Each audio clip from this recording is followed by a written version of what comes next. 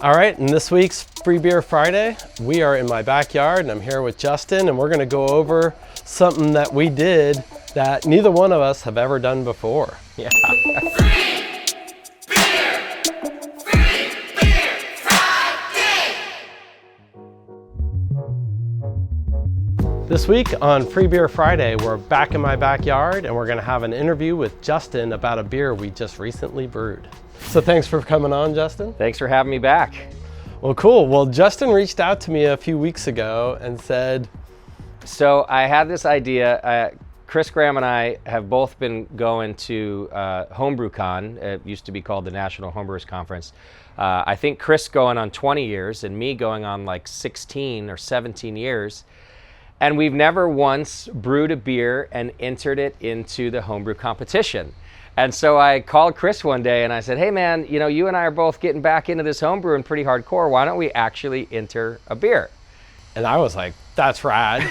It's always a little bit of like, do we enter or not, competing against our customer base. Sure. So I've been hesitant, but I thought this would be a pretty fun time. So I'm like, hey, what kind of beer? Expecting hazy IPA, double IPAs. I was expecting those type of answers and I got? Yeah, I actually wanted to do a Dortmunder. I probably threw out a couple styles, but the top of my list was a Dortmunder.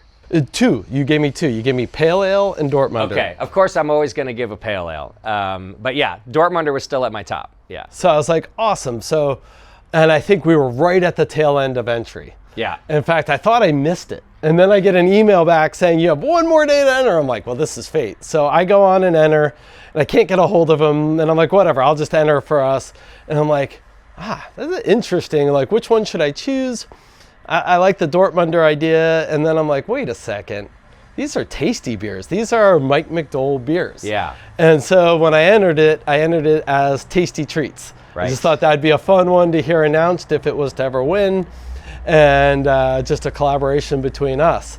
And it kind of snowballed from there. Yeah. A lot of ideas came out of this. Well, and so I remembered that Tasty had brought in this wonderful Dortmunder to the show when he used to do the shows with me. And so I thought, yeah, this is a perfect one. Let's try to get his recipe. For any of you who know Mike McDole, or even those of you who don't, he used to be famous for giving out Tasty Treats. Little cookies that were called Tasty Treats, and you'd have a nice night if you ran into Tasty and got a Tasty Treat. So perfect name for the beer. And I just remember the beer he gave me being really good. Well, come to find out, Chris Graham tracked down his son Lee's to get Tasty's actual recipe, and he has won a silver medal in the homebrew competition with this beer. And I think it was either 2007 or 2008, and Lee has all of Mike's recipes, which is like a treasure trove in itself. Yes, yes. And he sent us over the PDF of it, and it's awesome. And he had everything, water chemistry, Yeah. down to a science, everything put in grams at a percentage level. So we were able to scale and unscale in this case. And we're like, hey, let's invite some friends of Tasty. And for those of you, I will talk for those of you who don't know Mike McDole. Mike McDole, for me, has been a customer for years and a great brewer. Unfortunate circumstances made us closer with Mike, and that's when his wife passed away. But through everything, through adversity comes awesomeness. And, you know, we invited Mike, like, come hang out with us at the homebrew shop. And for us, Olin and I especially, the homebrew shop was our social life. Friday nights, we were at the homebrew shop. Right. And Mike would come with a small keg, about this size. You have a label on there, always, with exactly what was in that beer. Yeah. And how he brewed it, all his notes. And he would sit on his tailgate of his 4Runner, and as customers would come in the store or come out of the store, they could sample his beer and talk about it. And he taught so many people how to brew. He did. Or to love great beer. And you know, anyone who came in the shop, usually I'd be like, hey, on your way out, be sure to see Mike. Yeah. And he'd come in, obviously, and we would talk. And that's how I knew Mike.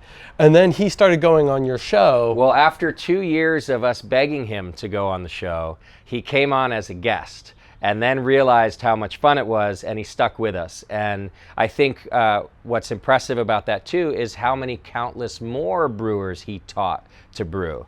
And he would go out and learn from pro brewers to teach back to home brewers, and he would learn from home brewers to teach back to pro brewers, and he really became this a real treasure in the home brewing community. And we lost him a couple years ago, and we just thought, this is really a great tribute. He stopped entering competition in his later years, but he always went to the conference. He still was always there. Well, he didn't need to enter anymore. No, he won it all. He became a beer celebrity, and that was like a Right. goal of his, and he did it. And he did it really well. He did it with humility. He didn't do it as an egocentric guy. And I think that's what allowed him to talk to pro brewers about what home brewers were doing, because they knew it was without ego. And I mean, I listened to him talk to Matt at Firestone about homebrewing stuff, and Matt being truly interested. Oh, yeah. And it's like, whoa, how often does that happen? Right. And part of that is how meticulous he was, which, as you described this recipe, kind of why this ended up perfect choice for us. Because, okay, we would have thrown together our own recipe, right? And it would have been all right. But it's cool to have a really well-researched, meticulously done recipe by our friend that we now get to enter. I've started to become interested in these all-in-ones. So with this brew day, I got a chance to do that. Chris Graham brought home the FermZilla for us to do this on. And that's what I brew on all the time. Okay. So it's replaced my big, hard to store, hard to clean system with something small and compact. I was pretty stoked on it, and it made me want one more. And I was like, oh, hey, do you think I could brew with this in the RV? And we're still looking into the You are electronics going of that. to be doing that. Yeah.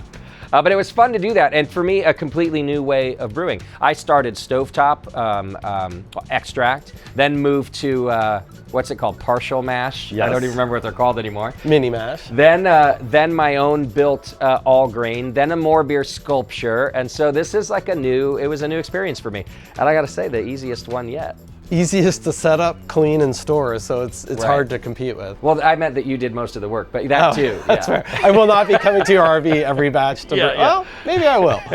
So one of the things doing this with Justin and entering it into the contest is kind of made me step up my game. I've been pretty lax lately, as you've seen in prior videos. I'm having a ton of fun homebrewing, but for this, we stepped it up. You've seen in the past, I've done water right out of my refrigerator. Well, no, we did reverse osmosis and we built it back up, and then went back to liquid yeast. Gotta say, as much as I talk about dry yeast and loving it, I knew for this we wanted clean, quality yeast and use that White Labs yeast, and I think it came out perfect. Yeah, and that's another reason that the details in the recipe from Tasty were so helpful. We were able to build the water right to where he wanted it after reverse osmosis. We were able to go right for the yeast that he wanted. Oh, I wanted it to sound like I did all this research. No, he's literally right. Yeah. Mike had exactly how many grams he put in and to how much water. Yeah. And that made it so much easier to replicate. Well, let's have a little sip here. Yeah. So this is our Dortmunder export, right? Oh. Yeah. Yeah. Coming along nicely. It needs to lager a little more, but it's so clean, it's fermented well. I think already it's what Tasty would like, and I can taste it in there. It's just a little young. It'll come out. Yeah. It'll be good. Yeah. We got a little bit What of are we, time. just a couple weeks old now anyway, Exactly. 3 weeks maybe, so Yep. yeah. Those of you homebrewers entering the competition, probably a good idea for most of your beers. We're gonna wait till the last possible time to get it bottled and the last possible chance we can ship it. Because we want to control it that long. And in this particular beer, we want it to lager as long as we can. So we'll be pretty much overnighting it the day before the final entries are due, with the hopes that it'll be opened and put back into cold storage again. Yeah, absolutely. Wish us luck. Thanks for watching the show. We'd love to hear your comments. If you've ever entered a competition before, tell us about it. Put them down in the comments. Did you win? Did you get great feedback? Did you get bad feedback? We're always curious. This week's kit of the week is not beer. It's a kombucha making kit. Pretty awesome. I've made one myself in the past, and I plan on making this kit soon, and we'll try to record some of that for you. But I'll tell you what, 5 people will win. Just go to morebeer.com/freebeerfriday and enter the weekly giveaway. And as an added bonus, this Pop Cultures brand has a bunch of fermented foods, from hot sauce to sauerkraut and all kinds of other stuff, kefir, yogurts, you name it. Use the coupon above and save 10% on any of the Pop Cultures kits. They make great gifts, and coming up on Father's Day, it's a perfect time to get your dad one. That's it for this week. Be sure to enter the monthly giveaway for the FermZilla, and we'll see you next week.